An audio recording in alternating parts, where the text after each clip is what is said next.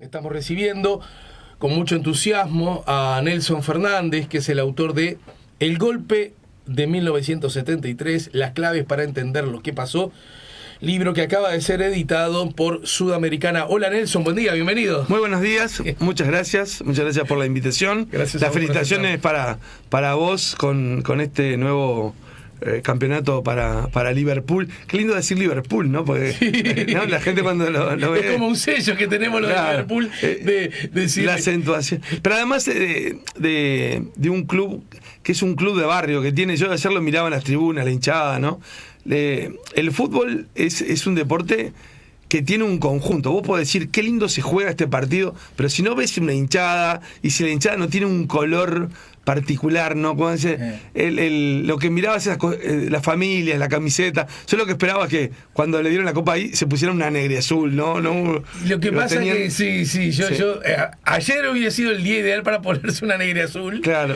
Lo que pasa es que esas camisetas, viste, esta moda, como llevan leyenda. Sí, llevan leyendas. Sí, el ideal es que sean blancongas, ¿no? Pero claro, sí, estoy de acuerdo. Y otra cosa que vos será una fiesta linda esa, ¿no? Un tema muy atento a los detalles de una fiesta. Hay cosas que todavía le seguimos dando al bizcochazo. Ayer en el Viera, que está precioso el Viera, termina el partido y durante todo el rato de la ceremonia se escuchó la publicidad de tornillo no sé cuánto. Claro. Entonces la gente siempre... Mi impresión es que muchas veces no nos damos cuenta que el espectáculo es para la gente que está ahí. Y la publicidad, por supuesto que hay que pasarla. Sí, claro. Pero no cuando hay algo en la cancha. Claro. Y ahora había una ceremonia, no había fútbol, pero había una ceremonia. Cortame la publicidad en ese momento, papá. En Uruguay nos cuesta hacer las ceremonias bien, ¿no? Pero además, redonditas, ¿viste? Vos mirás otros lados y el festejo tiene otra cuestión. Todo. Y otra cosa, adentro, antes del partido. La gente que está ahí, que ayer llenó, tiene derecho a saber lo que está pasando. Claro. Nadie dice qué está pasando. Se entera la obsesión por la televisación, lo que está muy bien, vos trabajás en televisión. Sí, bueno, pero es distinto. Pero hay gente ahí también. Yo pregunto, mirá que no lo sé, en una ceremonia del Campeonato del Mundo, la gente que está ahí no se entera en este momento. Claro. Vamos a pedirle que pasen al escenario los futbolistas de... Se entera la gente, la gente aplaude. Más, Alejandro, en un partido que ya sabías que ibas a tener eso. Porque hay veces que puedes decir, viste, hoy puede ser el campeón según cómo van los puntos. No, pero no era el caso. Pero era una final, ¿no? Y una final linda entre dos clubes que tienen, lo que decíamos, son dos clubes de fútbol, pero con aquel criterio de club social y deportivo, ¿no? El club que tiene un arraigo social. En el caso de Liverpool, identifica a un barrio. Y no solo lo hace con el fútbol, porque ahora, por ejemplo, en los últimos tiempos que volvió el carnaval, es un club muy arraigado. Que seguramente genera ese vínculo especial por el cual vos veías la hinchada familiar, ¿no? Claro. Que es lo que uno sabe que cuesta mantener, ¿no? Yo qué sé, yo recuerdo alguna película argentina muy vinculada a un club, ¿no? Que corre el riesgo. Luna de Avellaneda. Luna de Avellaneda, claro, ¿no? Claro. Esa cuestión de que uno dice... Es el vínculo afectivo, ¿no? Desde niño vos lo construiste, pero que además es difícil de mantener en estos tiempos donde hay una profesionalización del deporte y del espectáculo. Entonces, la verdad que Liverpool con la acentuación de esa forma... Vos lo sabes bien porque... Bueno, vamos a hacer lo siguiente. Esta parte de la charla ya la estoy grabando en un WhatsApp. Esta charla que estamos haciendo al aire con Nelson Fernández, autor de Las claves para entender lo que pasó, golpe de 1973, en realidad tiene un prólogo que tiene que ver con Liverpool, la estoy grabando como ves, y es para tu amigo, y me animo a decir medio hermano de la vida, sí, Hugo Machín, sí, ¿no es sí, cierto? Sí. Hugo Machín, sí, que incluso... Así que Hugo, esto en particular es para vos, que incluso en el libro hay una dedicatoria especial para él, y que además ayer obviamente hablamos por teléfono cuando terminó el partido para saludarlo, y yo tengo un nieto, Noah, que vive en Barcelona y que tiene la camiseta de Liverpool. Viste que decís, él encontrará su equipo, ¿no? Pero al nacer, obviamente, sí, claro, hijo de padre uruguayo, madre italiana de Nápoles, es como que las camisetas son múltiples. Sí. Pero hay una camiseta por Hugo Machín que es la camiseta de Liverpool. Bueno, así que a Hugo a la distancia le saludamos y también le felicitamos. Sí, lo vio el partido. Ayer lo vio desde Medellín. Bien, muy bien. Y así que estábamos saludándolo por festejo. Un abrazo Negri Azul, Hugo. Ahí quedó para el colega, investigador, escritor también. Bueno, estamos en el marco de los 50 años y era sensato suponer que iba a haber un flujo casi interminable de reflexiones, encuentros, miradas, análisis, nuevos análisis, los antiguos análisis, libros, reediciones, respuestas a esos libros y novedades. Y en ese sentido, las claves para entender lo que pasó, el golpe de 1973, que acaba de ser editado por Sudamericana, forma parte de esas, digamos, novedades editoriales que en el marco del medio siglo el efeméride nos obliga a evocar, ¿no? Sí, como vos decís, Alejandro, hay mucho escrito y hay muy buenos trabajos. Hay buenos trabajos con distintos enfoques sobre un hecho desgraciado para el país, que fue el golpe de Estado del 73, no solo por lo que pudo pasar ese día, no exacto, cuando se cumplen 50 años, sino por la etapa que inauguró, que además fue más extensa de lo que se podía creer en aquel momento, y más extensa y más dura. Y eso es algo que podíamos casi asegurar, ¿no? Sí. Es decir, porque es improbable, además uno nunca sabe algo cuando arranca, y mucho más en el marco de una mala, trágica noticia institucional. Uno cuando recoge testimonios, cuando lee documentos, cuando huele la atmósfera de la época, la sensación era que finalmente no, vos lo trabajás en el libro, esto finalmente no va a ocurrir, sí. Y ya que ocurrió, y una vez que ocurrió, tanto no va a demorar, ¿no? Sí, eso y ocurrieron las dos cosas. No, nadie pasó y demoró. No encontrás a nadie que creciera. Encontrás incluso algunos pocos que hacen advertencias a tiempo, cuando decís a tiempo, de vuelta, cuando decís, y se podía haber evitado, es muy difícil saberlo. La misma forma que es muy difícil juzgar a los actores de aquellos tiempos. Yo digo, el libro, decir claves para entender lo que pasó, lo pensé para jóvenes, y obviamente no tan jóvenes, para ordenar, para decir, a ver, vamos a entender qué pasó, pero sin adjudicar una intención a alguno o no. Evidentemente el que usurpa el poder tiene una intención mala por naturaleza, no es un error lo que comete, pero uno ve que había una sociedad que tiene distintas reacciones, pero que no reaccionaba ante la pérdida de la democracia. Y posiblemente, yo lo escuché el otro día hablar a Alberto Curiel, muy interesante, que él decía también como que la democracia en ese momento no se valoraba tanto como lo que la pudo valorar después. Y es aquello, viste, que yo diría, es feo comparar, Alejandro, ¿no? Pero el agua no la valorábamos antes, hasta llegar a una situación crítica. Digo, en tu casa te decían, no dejes la luz prendida, ¿no? Claro. No, viste, determinados ahorros. Con el agua no se valoraba. Con la democracia era aquella cuestión que uno decía, bueno, vos lo mencionaste, no va a pasar. Sin embargo, yo un capítulo que pongo en el libro, que incluyo en el libro, es los golpes de Estado que hubo en Uruguay. Sí. En realidad, a veces es difícil si el nombre técnico es golpe de Estado, quiebra institucional, pero es cuando la democracia se quebró. Y son muchas las ocasiones. O sea, eso también para demostrar que no hay que bajar la guardia, porque no es que un día alguien se levantó y dijo voy a dar un golpe y agarró de sorpresa. No, había muchos antecedentes. En todo caso, ese es el capítulo 2. El Uruguay nació como Estado el 18 de julio de 1830, luego de haber logrado la independencia el 4 de octubre del 28, y ahí empezás como a narrar distintas circunstancias en las que, con licencia semántica, claro, si querés, para llamarlo. Pero hay una cosa muy interesante que ahora vos señalás. Primero que me evocaste a Ángel María Luna, que él decía mucho, yo tuve la alegría, como estuve mucho tiempo en el 10, de conversar mucho, nunca trabajamos juntos, claro, pero conversé mucho con él, mucho. Bueno, de hecho, mirá vos las hermosas paradojas de la vida. Su hijo, el politólogo que está radicado hace muchos años en Chile, Juan Pablo Luna, bueno, que además allá es de alto reconocimiento, también ha sido colaborador de La Mañana en Camino.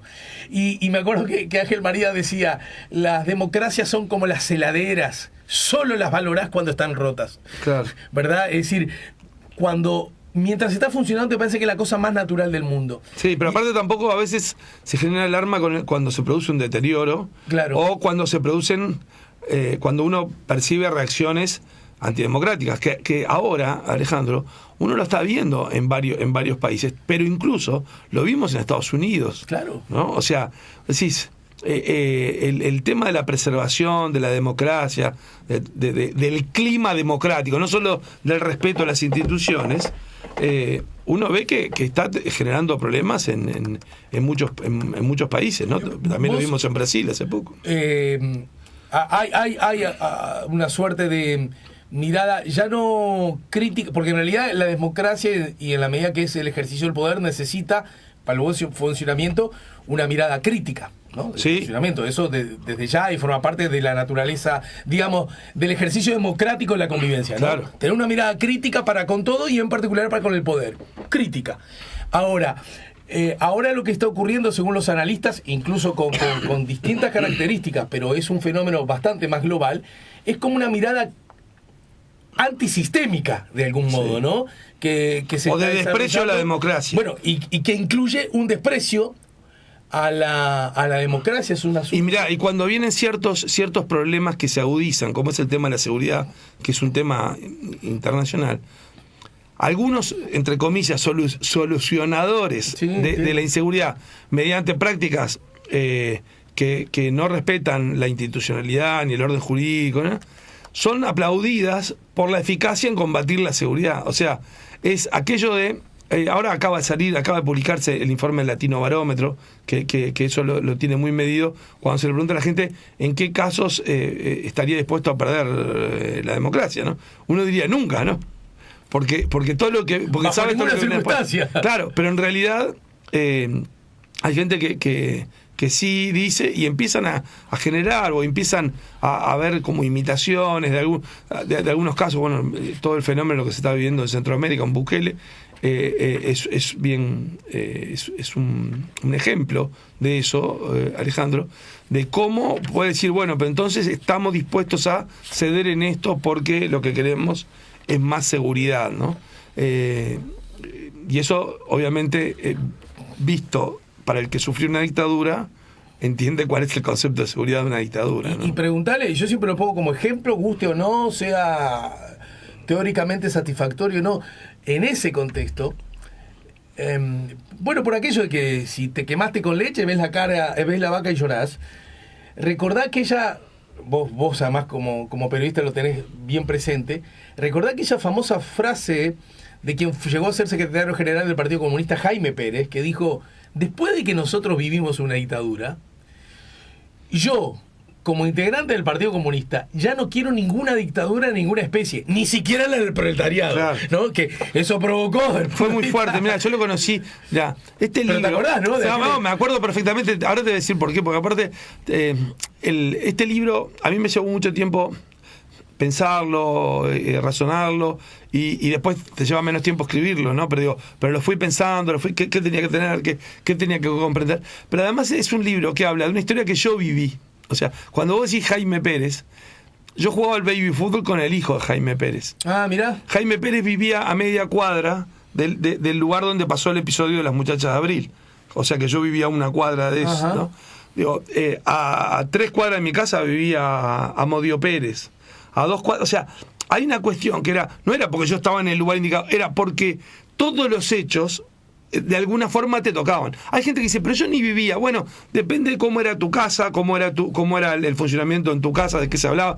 Mi casa, mi padre era muy lector, compraba 2 diarios por día, escuchaba los informativos radio, veía los noticieros de televisión, o sea que yo lo iba viendo en ¿A vos casa. te gusta mucho la música? ¿La heredás de tus padres, por ejemplo? Bueno, ¿O es una cosa que fuiste desarrollando vos? Bueno, mira, ahí hay 2 cosas. Una, por mi padre, que le gustaba mucho la música, le gustaba mucho el tango, ¿no? Le gustaba y tener tocadiscos con los discos. ¿De qué año es? ¿Cuándo nació tu viejo? En el 24. Ajá.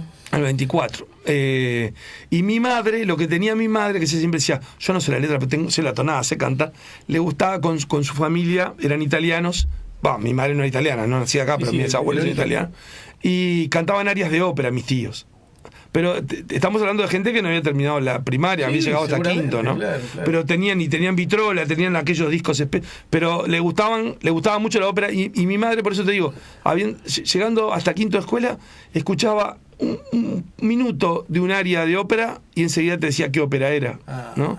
O sea, y a mí me empezó a gustar la ópera de ahí, después digo, pasó un tiempo, viste, que decís, bueno, Sojo, hasta bueno, que... esto que acabas de contar desmiente la idea de que la ópera necesariamente es elitista, ¿no? Bueno, no, yo, mira, ahí lo viví, y después tuve la suerte de ir a grandes teatros de ópera del mundo, y siempre pensaba, ¿no? Decía, si mis tíos, mi mamá, viste, si hubiese viste, para contarles, es decir, porque... la ópera tiene ese componente popular que ya te digo, mis tíos eran carpinteros, dos tíos, Mario y Mario, uno era italiano. ¿Mario y Mario? Sí, Mario, sí, no eran hermanos entre ellos, eran cuñados. Entiendo. Mario Salvidio y Mario Calache, y ellos eran carpinteros. Y carpinteros, estamos hablando de familia que no tenía, que se había criado sin agua potable, tenían que ir a buscar el agua en esas chatas con rulemanes. Bueno, como ahora. No, un chiste. Sí, claro. Pero tenían, ponían la cómoda contra la puerta, ¿no? Para cerrar y por la poca seguridad de su vivienda. Claro. Pero escuchaban ópera y cantaban ópera y cantaban algunas canzonetas italianas. A mí eso me gustaba, porque me gustaba escucharlos. Y después me gustó ver la ópera. Y volviendo, porque yo te hablé de Jaime, vos decías que vos en esa familia estabas yo como digo, atento, tenías claro, como que un ahí radar. tenía Jaime Pérez, que obviamente, viste, como decir, cuando lo llevan preso, digo, para la opinión pública era el número 2 del Partido Comunista. Sí, claro. Para nosotros era el vecino. Claro. Y un vecino amable, muy querido, una familia muy querida. Y después vos sabés que es increíble esas cosas del tiempo, porque después, muchos años después, yo empecé en periodismo y trabajé en Búsqueda, y la hija de Jaime, o sea, la hermana de aquel con el que yo jugaba lo del fútbol, era secretaria de Orvilla, claro, era la secretaria de Daniel Orvilla. Compañera mía en la Escuela de Artes Escénicas de Galpón. En el reencuentro de la democracia. Mirá, no sabía que eso. Siempre nos contaba, a mí me contó una vez, me dijo, el primero que me dijo que iba a salir papá fue Danilo, por Orvilla. Mirá, y vos sabés que ahí había un vínculo con un laboratorio, porque viste que ahí el escritor, humorista, Kik Grajea, sí, claro. La expresión de Grajea era porque él trabajaba en el laboratorio. Y ahí se conseguían los medicamentos para llevarle al penal de libertad a Jaime. Y Jaime, viste que después cuando lo tratabas como periodista, ¿no? Era un tipo tan amable, tan querible. Era muy distinto a Ron Arismendi, que te imponía un respeto. Viste, vos decías, yo llegué a hablar, a entrevistarlo. Ron Arismendi era una figura de una trascendencia internacional, sí, internacional, sin duda, no hay exageración. No hay exageración. No, eso yo lo comprobé luego. Y te imponía, viste, ese hombre que estaba impecablemente vestido.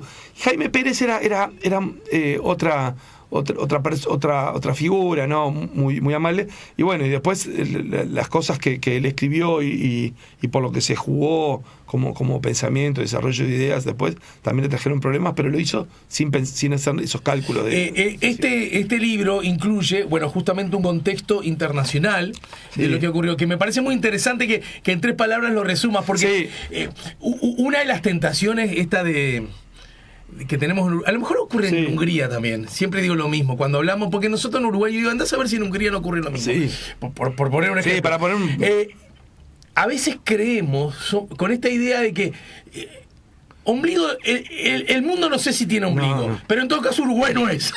Pero aparte cuando mirás Creemos Uruguay, que las cosas que pasan acá son porque pasan acá nada más, ¿no? Pero mirá, yo repasando historia te das cuenta que muchas de las cosas que pasan en Uruguay es como... No es que vos no puedas hacer nada, pero es como que es producto de lo que ha pasado en otros lados. Y eso lo ves en la economía. Yo, por ejemplo, incluyo un capítulo de economía, pues yo digo, la sociedad estaba muy anestesiada, estaba como fatigada, es como que no reaccionó, ¿viste? Vos mirás y decís, ¿por qué no hubo una reacción ante el golpe que se venía después del golpe? Lo que tenés es la huelga general, que fue una huelga, hay que reconocer que fue una huelga bastante acotada. Fue heroica, Claro. Obviamente fue heroica. No sé si podía ser más larga también. No, pero fue heroica, porque hacer una huelga contra una dictadura es un acto de coraje importante, y salir a la calle y enfrentarse a una represión. Bien. Pero en realidad, uno cuando ve, viste, yo ahí incluso describo, el golpe de Estado van los militares con un acta, ¿no? O sea, tiene un componente de la uruguaya, van con un acta y lo espera otro con un acta, fírmeme la entrega de... Sí. Oye, ¿qué entrega? No había ninguna base legal para un hecho de esa naturaleza. Sin embargo, ese día es como que fue un día más. Esa es la verdad, fue un día más. Empecé a alterar. Hay una novela maravillosa de Mario Delgado Paraín, claro. La balada de Johnny Sosa. ¿Cómo lo pudo vivir alguien que no estaba muy metido en política? Pero acá yo lo que incluyo, y empecé a ir y digo, ¿hasta dónde tenés que ir para atrás? Bueno, para entender el golpe de Estado que se dio en Uruguay, hay que entender el contexto regional y el contexto mundial. Y acá lo que hay es una pulseada que uno diría, arranca a principios del siglo XX. Y esto no es una exageración, porque hasta ese momento... Sí, pues, te instalás en la Primera Guerra, ¿no? Sí, porque en ese momento, Alejandro, lo que había eran disputas de territorio, y lo que había entre acuerdos de países era acuerdo para prevenir que te invadiera otro. O sea, ¿quién me defiende si alguien me invade? Pero paralelamente, por otro círculo muy distinto, venía una batalla, una pulseada ideológica por ver cuál es el modelo político económico para vivir. Que en un momento era más de teoría, de utopía, y yo ahí arranco, incluso en un capítulo, todas las organizaciones internacionales de izquierda, la Liga de los Proscritos, la Liga de los Justos, la Liga de los Comunistas, la Primera Internacional, la Segunda Internacional, la Tercera Internacional, la Cuarta Internacional. Pero venía un empuje de pensadores, de intelectuales, de trabajadores, que decían que querían un modelo socialista, pero tenían forma de contraponer el capitalismo.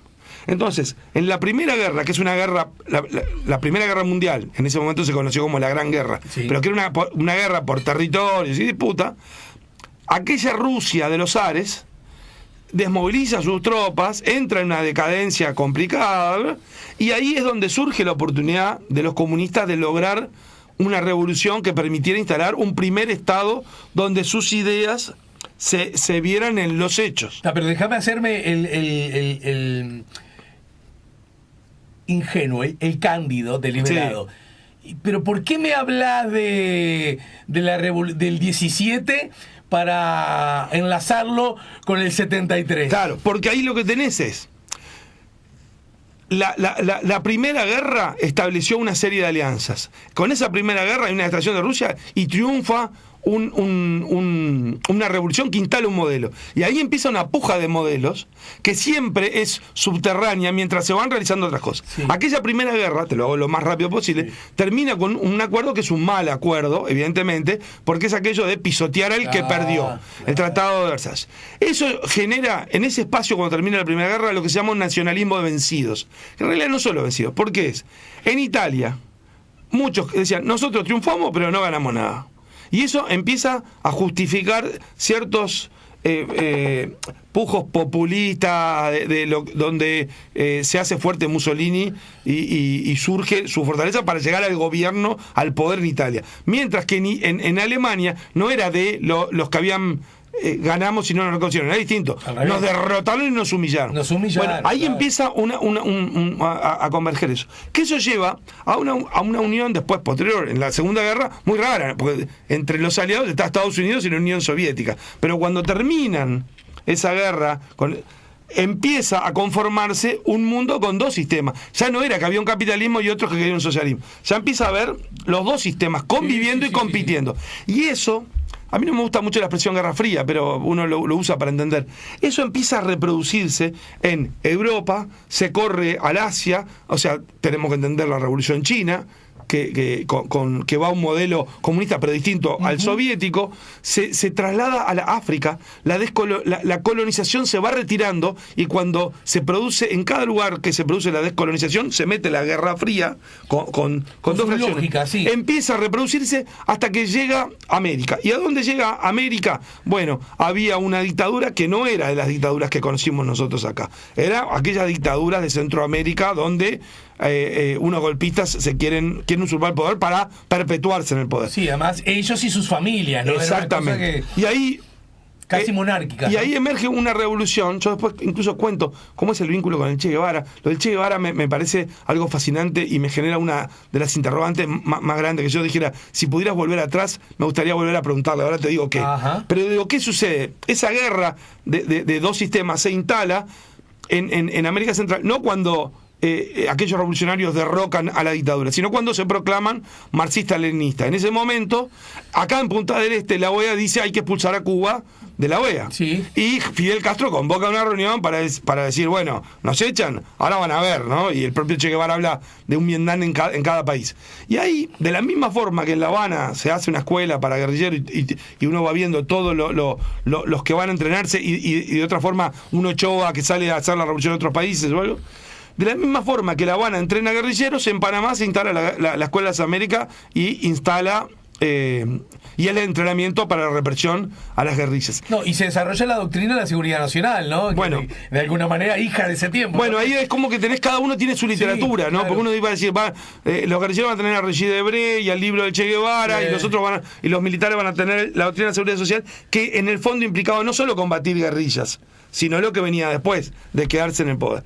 Entonces, vos ahí lo que empezás a ver, yo por eso en un capítulo cuento todo eso internacional, y en otro capítulo cuento todos los movimientos guerrilleros que hubo en cada país de América Latina. Todos. Sí. Porque tienen un componente muy especial, que además también se da con la puja Moscú-Pekín. O sea, no podés entender el golpe de Estado de acá y los golpes de Estado que se dieron acá. Ojo el golpe en la mesa. Sin entender. Hablando de golpe. Sí, hablando de golpe. Sin entender la Primera Guerra, el periodo entre guerra, la Segunda Guerra, la Revolución Rusa, la Revolución China.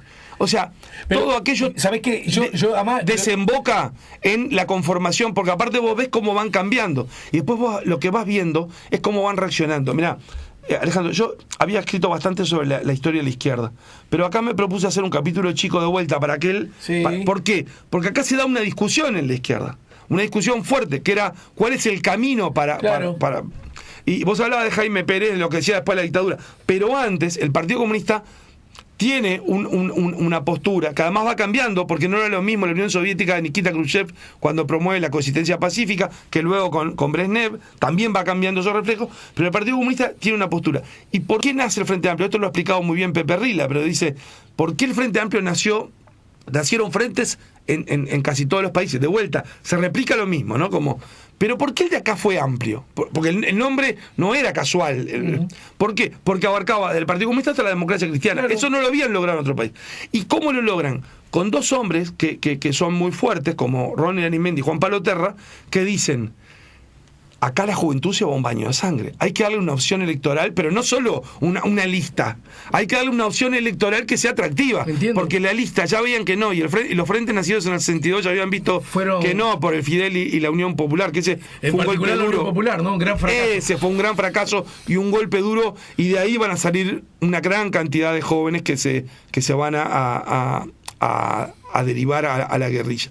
Entonces, hay toda una explicación. Eso es muy interesante, porque claro, nos escucha gente que aún teniendo la edad, naturalmente, se olvidan cosas, y hay gente que ni siquiera tiene la edad.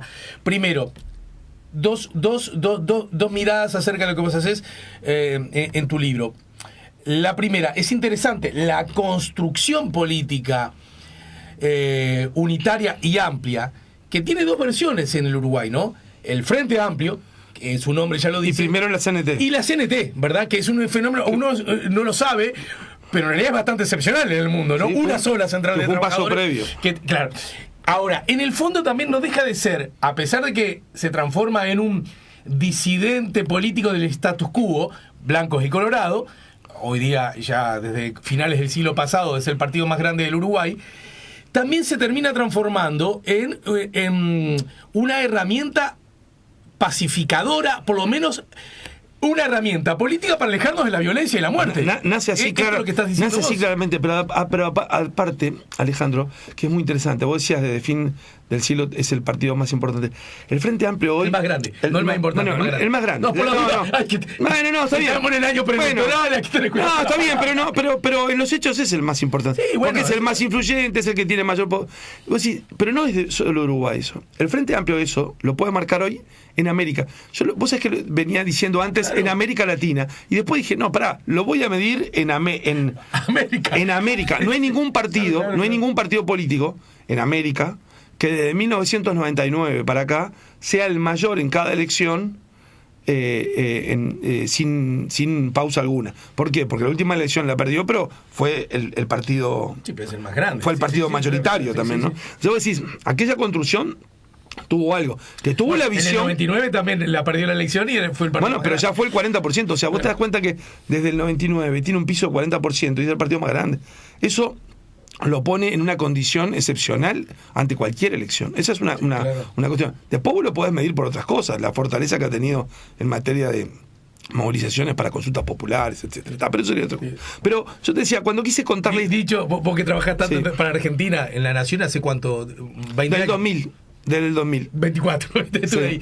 Y que en ningún partido del continente, en ningún país del continente, un partido que solo tenga 40, que él pierde ninguna elección, y en Uruguay la perdió. Sí. Lo que habla también de que una cosa que dice Lanzaro, que yo como demócrata republicano abrazo esa mirada, es: en Uruguay nadie gana por mucho, nadie pierde por mucho. Sí. Y agrega, por suerte. Sí. Eso también nos ayuda, porque ¿no? eso también, ¿O no? también es algo que de alguna forma te empuja a una convivencia que yo creo que se da natural en Uruguay, no es forzada, pero también hay Si las circunstancias te obligan, te obligan. Claro, pero también está bueno que haya cosas que te obliguen. Ahora, yo lo que te decía es, en un capítulo que yo quise contar la historia de la izquierda, para contar la historia del MLN, que obviamente es un actor fundamental, no para caer en esa cosa tan que a mí me parece bastante berreta, cuando se habla de la teoría de los dos demonios. Primero, pues no es una teoría, no hay una teoría. Claro. Quedó como un título ahí, se termina repitiendo. Pero acá, yo decía, es mucho más complicado, y por eso te digo, no es caprichoso irme a la primera. Porque yo cuando leo la historia y la analizo, estoy convencido de que vos mirás y hay una sucesión de hechos. Y después lo enumero, pero cuando vos mirás la izquierda, que decía, la izquierda es fuerte en Uruguay, claro, uno dice, bueno, a ver, pero ¿cuándo? El Frente Amplio en el 71, siempre antes estaba en el Partido Socialista, Comunista, 1910, 1921. Pero yo empecé a revisar para atrás, a ver, y también no es que descubrí nada, ¿no? Acá hay trabajos escritos muy importantes, de los cuales fui tomando, pero fui a buscar las publicaciones de aquella época. Es decir, las divisas blanca y colorada nacen, no eran partidos, eran divisas, ¿no? Sí, claro. Nacen en 1836, como tal, por el color tomado para la batalla de Carpintería. ¿Y sabes cuándo nacen las primeras publicaciones que empiezan a poner ideas socialistas y a reivindicar socialistas? Un año después, en 1837. Yo lo cuento ahí con El Iniciador y con La Abeja del Plata, y lo fui a leer las publicaciones. Entonces decís, ahí lo que encontrás es en paralelismo. Vos hoy tenés tres grandes colectividades políticas, no lo hago por despreciar a ninguna de otras que en realidad son como desgajos, ¿no? Pero vos tenés blancos, colorados en 1836 inaugurándose como divisa, ya incluso venían de antes, pero ese momento es lo que reivindican como su fecha de nacimiento. Sí. Y en 1837 tenés ideas que, claro, que eran muy limitadas a unos pocos intelectuales, gente que trabajaba en justamente los primeros que recibían las publicaciones, las imprentas, ¿no? los gráficos, ¿no? Y empezás a tener claramente expresiones socialistas que van derivándose hasta después de la conformación del primer sindicato. Y ahí lo que vas a ver es que antes de la conformación del primer partido también está la conformación del primer sindicato. Uh-huh. ¿Cómo? Claro. Antes de la confluencia de una coalición, de una organización que juntara a todos los movimientos políticos de izquierda, también hubo una que juntó a los sindicatos en una central única. Te propongo ir a una breve pausa y al regreso, en nuestra segunda parte de la charla, me gustaría dos cosas. Una, que ya te la dejo planteada. Vos incluso lo señalás ya en la presentación de qué se trata este libro, sí. Es una especie de prefacio. Vos aludís, tiene 10 capítulos, después tiene unos anexos muy ricos en cuanto a cronología. Es casi yo ya sé que lo voy a usar como manual de historia, sí. Porque me ubica en la historia, ¿verdad? Y además como fuente bibliográfica, porque claro. Tenés también ese rigor de saber, de señalar a qué material escrito uno puede acudir, claro. Si le interesa tal lugar. Sí. Además, desde ese lugar te lo reconozco y te felicito. Claro. Pero vos decís, las preguntas incómodas, los golpes de Estado en Uruguay, el viento del mundo, contagio revolucionario, golpe a golpe, la izquierda unida, la izquierda uruguaya, fatiga de la economía, la ruptura de la democracia, salir de la dictadura. Vos recién lo insinuaste, creo entender por qué, pero me voy a hacer el chancho rengo. Hablas mucho de la trayectoria mundial, planetaria, de lo que ha sido, a grosso modo, para cortar, la izquierda. Sí. Sin embargo, alguien te puede decir, pero no, Nelson Fernández, en Uruguay el golpe de Estado lo dio la derecha. Es más, lo dio la derecha. Es un golpe de derecha, como casi todo en América Latina, como casi todo, con algunas excepciones. A mí no me duelen prendas en ese sentido. Y además, en Uruguay en particular, quien ha sido grosera, brutal, explícitamente golpeada, es la izquierda. ¿Por qué poner a la izquierda como protagonista de esto si en todo caso fue la víctima? Me lo respondés luego de la pausa. Te lo respondo después de la pausa. Y la otra cosa, Nelson, nosotros que estamos, vos sos un poquito más grande que yo, pero estamos muy atravesados por la dictadura, ¿no es cierto? Claro. Y por lo tanto, felizmente atravesados por la recuperación democrática. A esta altura, medio siglo después del arranque de la dictadura, ¿qué crees que la sociedad como comunidad, como proyecto, como república ha aprendido? ¿Y cuáles son, según tu mirada, los riesgos aún vigentes? No aprendimos la lección. Anotamos para responder después de las dos cosas las vemos luego de la pausa con Dale. Nelson Fernández, autor de El golpe de 1973, la clave es para entender lo que pasó, es editado por Sudamericana. Último tramo de la charla por hoy, ¿no, Nelson? Sí. Las claves para entender... Pero disculpa, ya que estás hablando del Canario Luna, Sí, para mí dale, me trae adelante. unos recuerdos muy especiales. Yo fui utilero del Canario en Murga. Le tengo un cariño muy especial y yo creo que siempre a las personas tenés que verlas, ¿viste? Van a tener sus lados buenos, sus lados malos. Digo, conmigo tenía esa cosa del respeto. Yo era un menor de edad, chiquilín de un club, ¿no? ¿Y cuándo fue eso? Y mirá, más o menos? en dos carnavales que él estuvo en la Milonga Nacional, la sacaba el Dalton Rosa Riolfo. Claro. Otro hincha de Liverpool. Otro hincha de Liverpool, mirá. Y bueno, yo jugaba al baby fútbol donde cayó la Murga a ensayar y empecé a ir a los ensayos y ayudar a pasar el rollo de las del letras. libreto, ¿viste? Y después decir que quería salir con ellos. Y bueno, me pusieron de utilero y el maquillador de la Murga, que era un veterano que era un fenómeno, increíble el maquillaje que hacía, un día me dijo, si querés ganar unos mangos, vos le pasás la base blanca y yo después voy pintando arriba. Y el Canario no se ponía base blanca, se ponía una base roja, y se lo ponía yo, ¿no? También. Y ahí se generó una amistad. La verdad que pasaron los años y siempre me saludaba con mucho afecto, porque, claro, yo pues casado, ¿viste? Te estoy hablando de muchos, pero muchos años, ¿no? Y la verdad que siempre le tuve un afecto especial. Claro, yo lo conocí en el momento que era un murguista muy conocido, pero que no había tenido esa proyección de la proyección que se la dio Jaime, ¿no? Claro. Bueno, sabés que yo tuve el honor, la vida me puso, se lo contaba antes a los oyentes y también televidentes del canal YouTube, que yo salí en carnaval con el Canario Luna. En Saltimbanquis, año 93 salí. Y además yo estaba encargado. Yo te estoy hablando del año 77, 78. Es obvio. Plena dictadura, ¿no? Y yo, en ese espectáculo, yo además fui convocado por Cachete Esper para hacer la puesta en escena.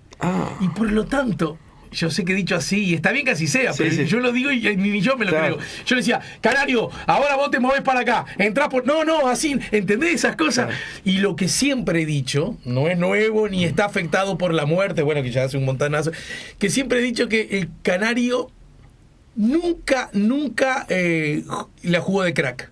Ahí, en ese colectivo. Decía, profesor, me decía, profesor, ¿y cómo hacemos ahora? Y después, la verdad, con él, en otro ámbito ya, alguna que otra vez nos fuimos a algunas cantinas medias perdidas, medias desubicadas, y fueron lindas experiencias. A él le gustaba cantar Si la vida me diera de nuevo. La oportunidad. Pero por eso yo te estoy hablando del año 77, 78, Alejandro, ¿no?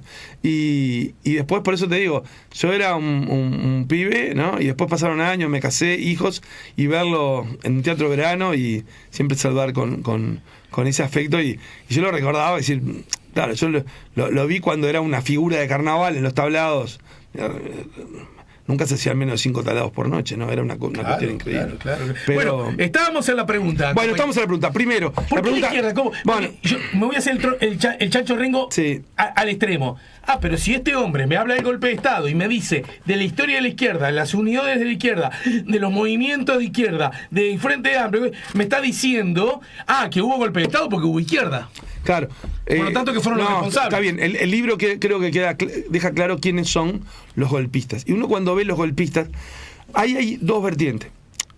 Una vertiente, el núcleo golpista fue un núcleo de derecha fuerte, con mucha reminiscencia de lo que era, por eso yo decía también, Alejandro, aquel vínculo internacional, con mucha sintonía con el fascismo de Mussolini. Uh-huh. De la misma forma que en Argentina se daba la sintonía de Perón con Mussolini. Claro.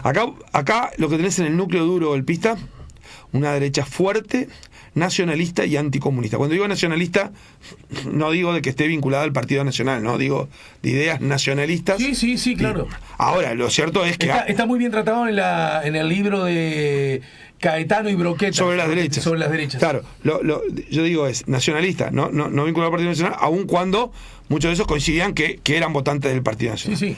Y otros del riverismo, ¿no? En el Partido Colorado. Sí, ¿no? pero ahí yo te diría que el núcleo que es el núcleo que está en el empuje hacia el golpe, viene más de la vertiente esa nacionalista, anticomunista. Después tenés algún que se decía colorado, pero que su definición principal era ser anticomunista. Ahora no me sale el nombre ahora, es con Gregorio Álvarez, es el que entra al Palacio Legislativo. En aquella foto. En general, sí. Ahora no recuerdo el nombre. Pero es un hombre que se vinculaba como colorado, aunque no tenía participación. En cambio, algunos otros sí. Ahora, lo que aparece en ese núcleo golpista, aparece un general que en realidad viene de votar a Wilson Ferreira, que es Gregorio Álvarez, ¿no? Uh-huh. Pero dijera, ¿quién da el golpe? ¿Quiénes son los golpistas? Bueno, obviamente no tienen nada que ver con izquierda. Yo creo otra cosa que pongo en el libro ahí, Alejandro, es que muchos dicen, la izquierda mordió el anzuelo con los comunicados 4 y 7, ¿no? Sí. Primero lo que quise fue encontrar todos los comunicados, pues yo decía, ¿por qué el 4 y 7? ¿Qué decía el 1, el 2? Entonces pongo, ¿qué dice el 1, el 2, el 3, el 5, el 6, el 8, el 9, ¿no? Sí. Para ver lo que era. Creo que ese pensamiento golpista viene claro incluso de fines del 71, cuando nacen las bases conjuntas y sacan un comunicado. Por eso digo, aquella sociedad parecía anestesiada, porque pese a tantos anuncios como que no se percibía. Es decir, cuando los militares toman el control de la lucha contra el MLN, que acá hay algo, otra de las interrogantes que no podemos, yo digo, no se va a saber nunca, posiblemente, que es, Pacheco Areco nunca quiso darle participación a los militares uh-huh. en el combate. Nunca lo quiere. ¿Cuándo lo hace? Cuando se da la fuga de Punta Carreta. En el fondo vos decís, viste, son esas cosas que yo decía, es una línea para investigar, pero no encuentro y no estoy seguro que no vamos a encontrar la forma. Aquella fuga que en el fondo dejó en ridículo el gobierno de Pacheco Areco y mete a las Fuerzas Armadas en el combate. Hubo un contacto policial, compras con policías, sí, claro. Pero ¿no habrá habido también que los servicios de inteligencia lo vieron y que entendieron como una oportunidad? Que era una oportunidad para entrar. O sea, es de vuelta, no tengo ninguna base para decirlo, ¿viste? Puedes decir, pero ¿cómo? No, pero yo pienso que es una pregunta pertinente. Claro, es una pregunta, pero no tenemos. La otra pregunta que yo hoy te decía era, cuando vos hablabas a la izquierda, obviamente, de cómo se van dando los movimientos guerrilleros. O sea, aquí la teoría de los demonios me parece una cosa muy berreta, pero en el fondo hay una cosa clara que era la secuencia que se daba, los movimientos guerrilleros en todos lados, en una puja que había en la izquierda latinoamericana, y después los golpes. Es el discurso del Che Guevara en el Paraninfo de la Universidad. Yo pongo una parte, pero uno lo puede escuchar. Es un discurso muy extraño. Yo ayer, justo en casa con mi hijo, estábamos viendo la película argentina esta sobre los últimos tiempos del Che Guevara en Bolivia. Es decir, el Che Guevara tenía unas ideas muy claras, muy definidas de lo que quería hacer. Ajá. Que lo había dejado expresamente escritos y que estaba en sus discursos. ¿Por qué cuando viene a Uruguay él dice lo que dice, ¿no? Que le dice, ese no es el camino para Uruguay. Ustedes tienen condiciones, claro, ¿no? Porque su pensamiento no iba por el lado de, si en un país se puede ir por la democracia, vayamos por la democracia. Ese no era su pensamiento. Y él da la vida. De vuelta, yo en el libro no quiero juzgar, porque vos decís, hay cosas que vos describís. El Che Guevara hace todo un periplo de su vida hasta que en México conoce a Fidel Castro y entra y después muere en Bolivia luchando por sus ideales de hacer una revolución socialista. Pero ¿por qué dice lo que dice en Uruguay? Porque más allá de que le haya parecido bueno el país, democracia, Uruguay tenía buenos indicadores de distribución del ingreso, de pobreza, esa no era la discusión. Eso no se compadece con lo que él escribe. ¿Y por qué entonces? ¿No? ¿Viste? Es como decir, yo creo que queda algo, viste, que de vuelta terminás en una especulación. Vos decís, vino, se maravilló cuando habló con no sé, Víctor Adedo era tan seductor cuando lo convidó con mate, porque hasta convidar con mate... En la azotea fue eso, ¿no? Es un gesto, vos decís, ¿con quiénes habló de acá? No sé, pero su discurso, cuando uno lo escucha, alguien le grita, ve que alguien le grita canalla, o sea, hay una parte que queda desilusionada con lo que él transmite. Digo, más allá de que haya visto, este es un buen país, no iba de la mano de lo que él promovía convencido, ¿no? Porque no era que dijera, a ver en qué países hay condiciones o no. Entonces vos decías, lo primero, sobre el tema de la izquierda, bueno, acá no hay una cuestión de buscar culpabilidad o no, lo que hay sí es un proceso histórico, político, que va arrastrando una situación en la cual hay un golpe de Estado. ¿Hay un golpe de Estado porque era inevitable? No, porque hay un golpe de Estado porque había militares que querían usurpar el poder para hacer algo que era ajeno a su esencia. Porque convengamos que la función para la cual habían sido convocados ya había sido realizada, ¿no?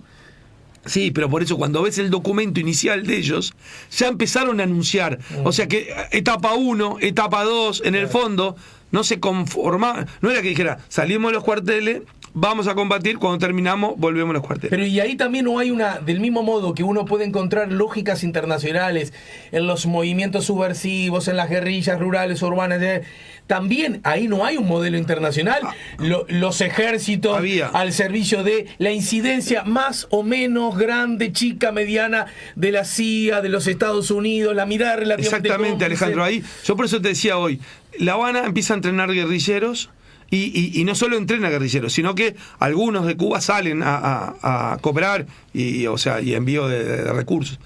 Y Estados Unidos reconvierte la Escuela de las Américas, hasta le cambia el nombre, en Panamá, y entrenan militares para la represión. Pero yo creo que ahí de vuelta era no solo entrenar militares para la represión, ahí empieza a darse un discurso que se va replicando con distintas modalidades en los países, pero que es de aquello de... que lo transmite un brigadier Jaume acá en un acto de Artigas, que me costó encontrarlo el discurso, porque en realidad siempre había aparecido mencionado como que era un discurso en el 19 de junio, el acto de Artigas. Y yo lo buscaba, no lo encontraba por ningún lado, y en realidad es cuando la conmemoración de la muerte de Artigas. 23 de septiembre. Claro, entonces ahí el 23 de septiembre, creo que es el 71, 72. No es necesario acabar, no nos conforma ganar la batalla. Tenemos que ganar la guerra, y la guerra es más profunda. ¿Y qué era ganar la guerra? Claro. Era instalarse y hacer planes de desarrollo para los cuales nadie les había ni pedido, ni asignado, ni podían hacerlo. Entonces, ahí encontrás, por eso digo que la historia, la documentación tiene todo, ¿no? Es estupenda la reacción de Amílcar Vasconcellos, porque esto lo voy a decir acá, pero lo dije ante 70 oficiales del ejército. O sea, seguramente entre ustedes, decía, hay muchos que son hijos de o nietos de, y muchos están preocupados por militares que están presos hoy. Y cuando lees lo que dice Amílcar Vasconcellos, le dice, muchos de los que hoy están festejando no solo la van a pagar, sino lo van a pagar sus descendientes. Dice. Vos fijate... A esos a los que les acabas de hablar vos. Eso dicho en febrero de 1973, sus descendientes. ¿Cuánto tiempo pasó? Pasó toda una dictadura, pasó el retorno a la democracia, pasó aquello de haber creído que se habían salvado. Hay que ver, Alejandro, que los militares, cuando se habla de la vuelta a la democracia, se empieza a hablar si había que hacer 2 amnistías, pues se discutió mucho. Primero, ¿qué tipo de amnistía había que hacer? ¿Amnistía general y restricta? La verdad es que esa era una consigna, porque sí, claro. Porque había muchos que decían, no, para amnistía para los presos políticos. Con los guerrilleros hay que ver otro tipo de delitos de sangre, ¿no? Claro, otro tipo de consideración. Que en definitiva en la ley se diferencian, ¿no? Claro. Pero a la hora de salir salían todos. Pero los militares decían, no como una amnistía para nosotros. Si nosotros, es como dijera, más que amnistía nos tienen que condecorar, nos tienen que agradecer. Claro. Bueno, en realidad pasó... Esa es la hipótesis que yo siento que es bastante razonable de Julio Sanguinetti, cuando le adjudican que en el pacto del Club Naval, en el acuerdo del Club Naval, ahí ya se había pactado la impunidad de los militares. Y en realidad, según mi imagen de Sanguinetti, dice, no solo no ocurrió eso, sino que ocurrió exactamente lo contrario, en el sentido de esto ni hablamos. Porque poder hablar de la posibilidad de soltar a los Tupa era una piedra demasiado grande en el zapato. Entonces todo el mundo se hizo el chancho rengo. Sí, ahí creo que hay una cuestión que obviamente es... la bronca de Wilson Ferrer Aldunati y sus seguidores porque él no podía competir en la elección, cuando uno decía, sí, claro, tiene chance, porque digo, bueno, decía, tampoco podía competir Seregni, pero Seregni no aparecía en la consideración de los que podían ganar, digamos. Obviamente que era una desventaja. Creo que ellos insisten mucho con eso, aun cuando uno mira a veces era imposible que se hablara, digo, de las amnistías y todo eso, y que hubiera... Y creo que eso lo manifestaron gente como que participó por la izquierda, como José Pedro Cardoso, claro. ¿no? Juan Pedro Jung, que era por el Partido Demócrata Cristiano. Sí, Cardoso y Jung eran los representantes del y después partido. hubo varias reuniones, después hubo, bueno, decir, aquello de cuando se hace la ley de caducidad se pone, ¿no? Como consecuencia de los hechos, que era un poco la lógica de los hechos. La lógica de los hechos, sí, pero vinculado claro. como diciendo, esto que estamos haciendo es reconocer lo que hizo ahí. Claro. Obviamente no tiene ninguna chance de que sea algo real esa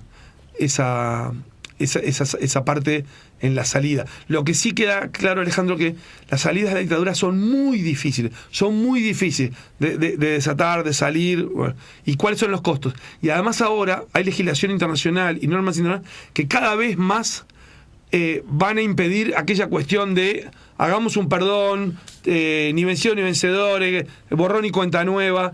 Hoy no, porque ya hay cierto tipo de crímenes o delitos que la comunidad internacional no acepta su vuelta de página. Claro, entonces ojalá nunca haya una dictadura para tener que probarlo, pero uno dice, si era muy difícil salir en esos momentos, ahora es mucho más difícil, porque el que entrega el poder... Lo que hay que evitar es entrar.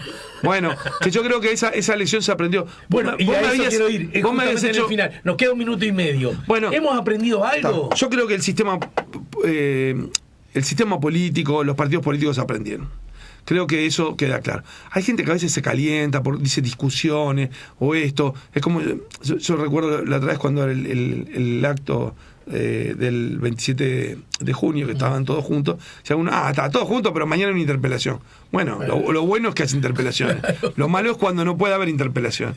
O sea, cuando el Poder Legislativo tuvo con ocupas, ¿no? Es decir, en aquel Consejo de Estado no había interpelación.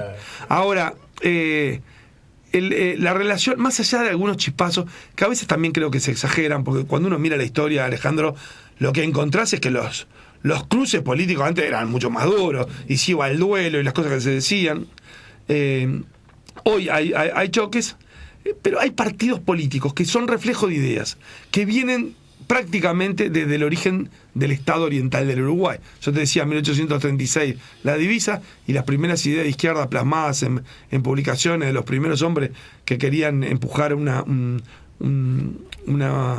colectividad que defendiera esas ideas socialistas es de 1837. Después llevó mucho tiempo todo, pero hay una raíz profunda y una base importante de partidos políticos. ¿Eso quiere decir que nos podemos descansar? Creo que no, porque siempre surgen tentaciones o impulso de tentaciones a atajos fáciles, ¿no? Que uno lo ve, por eso creo que los países enfrentan un desafío duro, que es el narcotráfico. Uh-huh. ¿Viste? Ahora uno lo ve en Argentina, ¿no? Parece que la oposición habla y no puede este gobierno, y el que viene no la va a poder tan fácil con el narcotráfico, más allá de que lo combata o no. Y siempre va a estar aquello que alguno dice, ¿por qué no ponen a los militares a combatir el narcotráfico? ¿Y cuáles son las coordenadas jurídicas para la participación de determinadas fuerzas? Creo que hay cuestiones que son desafíos, pero Uruguay demostró, sus partidos políticos han demostrado a lo largo del tiempo que aprendieron las lecciones de aquel trágico golpe de Estado y todo lo que trajo consigo, ¿no? Se aprendió total. Hay gente que no lo aprendió. Bueno, sí, siempre podrá haber casos de aislados, pero el conjunto del sistema vive una convivencia democrática importante. Es difícil hacer acuerdos. Uno lo está viendo para lo que pueden ser renovaciones de Suprema Corte de Justicia. Sí, cuando se necesita para que el público, mayorías especiales, sí, ¿verdad? Cuesta. Esa es una señal buena que deberían dar, pero también lo cierto es que cambió la conformación de los partidos. Entonces, hoy seguramente en algunos casos hubiesen llegado a acuerdo, pero hay un partido nuevo que también tenés que convencer para que vote, y de repente no Cabildo, estás diciendo. Cabildo. Claro. Digo, por ejemplo, para algunas cosas como fiscal de corte y Suprema Corte hubiesen llegado a acuerdo el oficialismo, bueno, blancos, colorados y Frente Amplio, Sí. pero Cabildo no llegaba. Y bueno, y Cabildo tiene su voto y tiene su representante, no tienen por qué dejarse arrastrar. O sea, es complicado. Lo que sí es importante es tener en cuenta, y creo que, viste, esa elección fue dura, porque además, Alejandro, seguimos viendo, o sea, aquellas cuestiones que muchos de repente no creían, porque aparte en la dictadura decían, no, pero desaparecido, o no, pero la dictadura acá fue distinta. Pues bueno, obviamente, todos los gobiernos, toda la dictadura tiene algo distinto, sí, pero la crueldad estuvo, o sea, y eso quedó demostrado después cuando fueron apareciendo algunos casos que vos decís, mirá, este caso es bien claro de alguien que fue ejecutado como un maestro militante de izquierda por pensar con un balazo en la cabeza. O sea, se derribó aquella cuestión de algunos argumentos que podían atenuar lo duro que había sido la dictadura. Más allá de que a alguno te aparezca ahora diciendo fue una dicta blanda. Pero la gente sabe, ve lo que se vivió, y creo que esa es una lección que sí se aprendió. El golpe de 1973, las claves para entender lo que pasó, están todas las librerías. Ya está la segunda edición. Por suerte, yo creo que es un buen aporte. Vos dijiste algo que es importante. ¿no?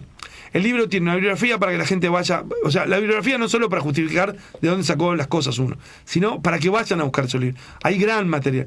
Y lo otro es que yo estoy seguro que les va a generar curiosidad algunos hechos para ir a profundizar sobre esos hechos. Y sobre todo esto, sobre todo lo que se cuenta ahí, vos tenés libros específicos sobre algún punto, para ampliar, para entender más. A mí me pareció me pareció muy importante poner esa correlación de hechos que se da en el siglo XX con eso de Primera Guerra, Revolución Rusa, Segunda Guerra, Revolución China. Sí, yo te dije que desde el punto de vista histórico va a ser muy útil. Claro. Histórico, planetario, universal. Claro, porque vos ¿no? ahí mirás y yo te pongo, ¿ves? Nacía la CIA, nacía la KGB. Nacía la OTAN, nacía el Pacto de Varsovia. Claro. ¿Cómo se va dando ese espejo en todo, que uno lo ve hasta en guerra de imágenes, hasta en la literatura, en la música, como hasta en el ajedrez, alguna partida de ajedrez famosa entre un norteamericano y un soviético, y bueno, y eso me parece importante, que obviamente ahí está sintetizado, y el que quiera profundizar le va a poder profundizar. Se ha hablado mucho de la Primera y Segunda Guerra y no se habla mucho del periodo entre guerras. Nada hay que justificar, solo se puede intentar comprender lo que significa la asfixia de una dictadura, la construcción de una celda grande, como un país, en el que impera la arbitrariedad y la falta de garantías, justamente porque eso es lo suficientemente fuerte y malo. Es necesario aportes como los que están resumidos en las claves para entender lo que pasó, el golpe del 73. Nelson Fernández, su autor, hoy nos vino a saludar, a visitar, y la seguiremos más temprano que tarde. Muchas gracias por la invitación. Los dos somos padres, Alejandro. Entonces uno dice, lo vivimos nosotros, ¿no? En una dictadura lo vivimos. Sí. Cuando tus padres te decían, no, ojo ahí, quédate tranquilo que yo voy. Pero nuestros padres, quedaban con el nerviosismo, La incertidumbre de algo, decir, no sabes qué puede pasar. Uno dice, uno se sentía guapo, ¿no? De querer hacerlo, aunque no fuera demasiado corajudo lo que quisiera. Pero para un hijo vivir uno no quiere que sus hijos tengan que vivir en algo así, ¿no? Sí, nunca más. Nunca más. Coincido, y en eso andamos no necesito este libro para saberlo, por la misma vereda. Exactamente. Y eso me hace sentir más fuerte, en el sentido lindo de la fortaleza republicana. Vamos arriba, gracias. Bueno, muchas gracias por la invitación, un saludo para todos.